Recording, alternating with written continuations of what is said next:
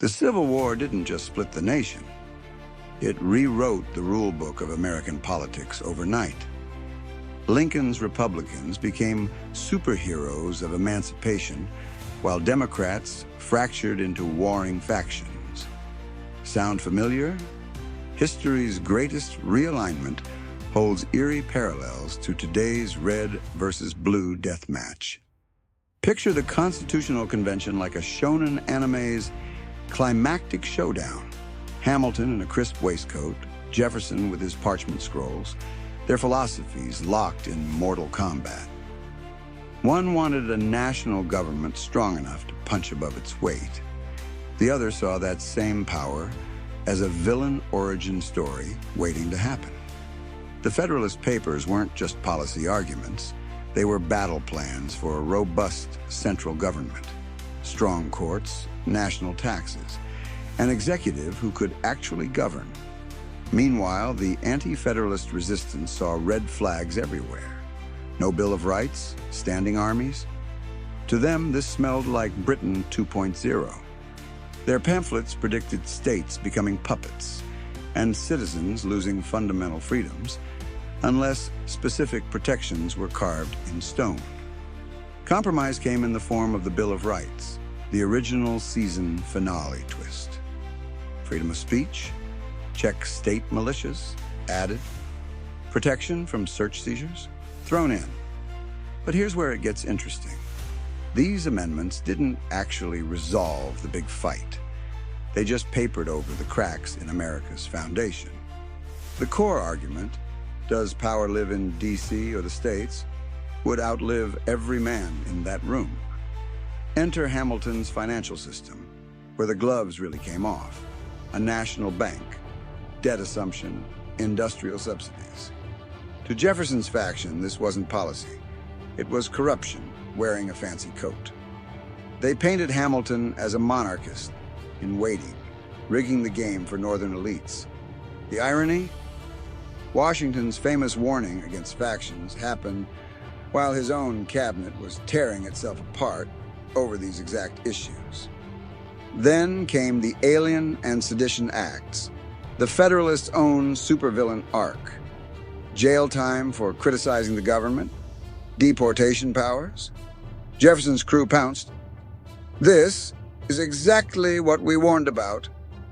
The acts backfired spectacularly, turning Federalists into the very tyrants anti-Federalists had prophesied. Jefferson's 1800 victory wasn't just an election. It was proof the system could survive a radical shift. The defeated Federalists didn't march with muskets. They handed over power and slunk into history. But their ideas never died.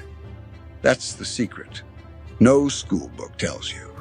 America's first political war ended in a double knockout. The Federalist Party collapsed, but their vision of national authority kept resurfacing like a bad sequel. And here's where it gets messy. What started as a debate about government strength became every future conflict's playbook. Infrastructure battles, New Deal lawsuits, even healthcare mandates. That founding tension never vanished. It just learned new tricks. Picture the Constitutional Convention like a shonen anime's climactic showdown. Hamilton in a crisp waistcoat, Jefferson with his parchment scrolls, their philosophies locked in mortal combat. One wanted a national government strong enough to punch above its weight. The other saw that same power as a villain origin story waiting to happen. American political parties don't die, they shapeshift. When the Federalists collapsed, their economic policies got absorbed by the Whigs like a game of ideological hot potato. Meanwhile, Andrew Jackson's Democrats were busy rewriting the playbook. They expanded voting rights to all white men while building their base on racist exclusion, a populist paradox that would haunt American politics for centuries. The Whigs made the fatal miscalculation of trying to stay neutral on slavery. You can't sidestep a moral earthquake. As the nation fractured, the Republican Party emerged as the avengers of abolition. except their super team included industrialists, farmers, and radical reformers who didn't always agree on much beyond stopping slavery. This makeshift coalition won the Civil War but set the stage for new conflicts. After the war, Democrats pulled off a rebrand worthy of a reality TV villain redemption arc. They rebuilt their base by pandering to two very different audiences: resentful white Southerners and urban immigrant communities.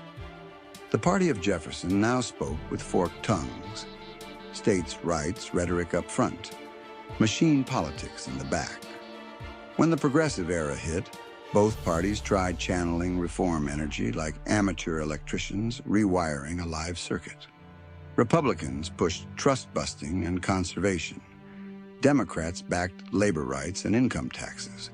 Neither fully trusted the movement, but both feared being left behind. The result?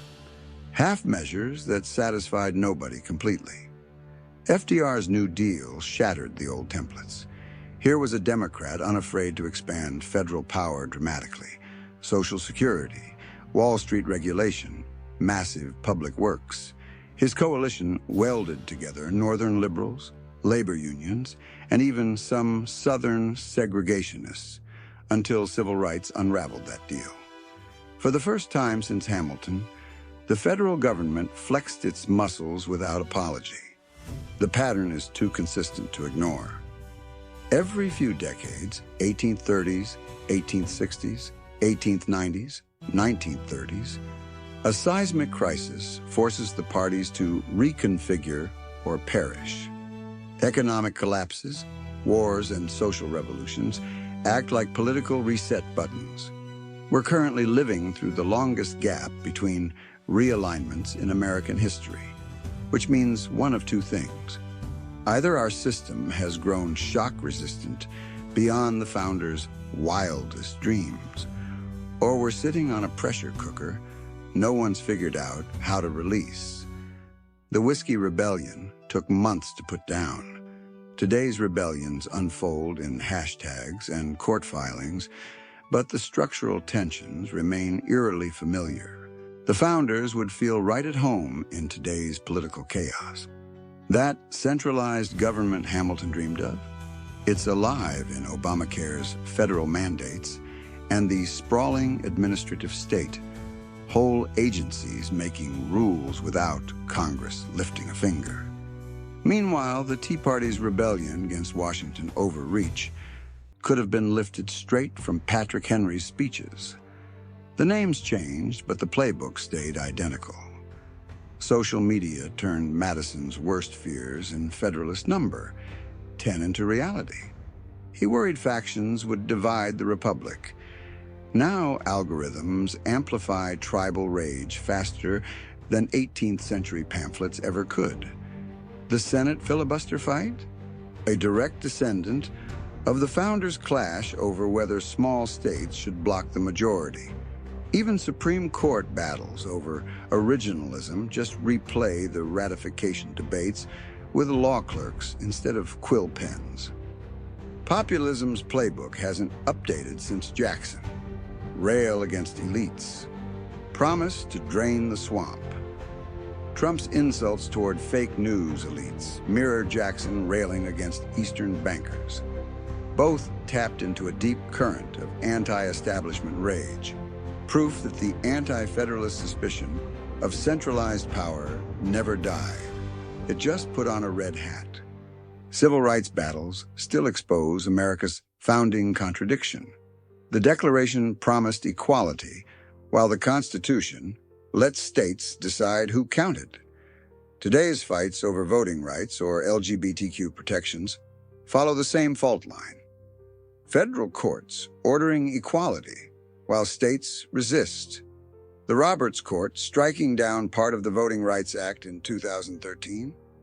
That's states' rights ideology straight from Jefferson's playbook.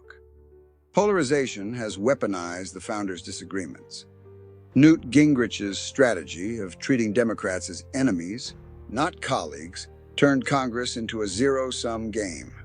Parties now cluster geographically like 1860, with urban coast versus rural heartland. The result? A system where compromise feels like betrayal. Exactly what Washington warned against in his farewell address. We're still using the founders' tools to fight their battles. Memes replace broadsides. Super PACs substitute for backroom deals. But the core tension remains. How much power belongs in Washington? How much freedom must we sacrifice for collective good? Hamilton and Jefferson never settled it. Neither have we. The only difference? They debated face to face. We throw hashtags. The Federalists and Anti-Federalists both won and both lost. America got Hamilton's strong central government alongside Jefferson's strict limits on its power.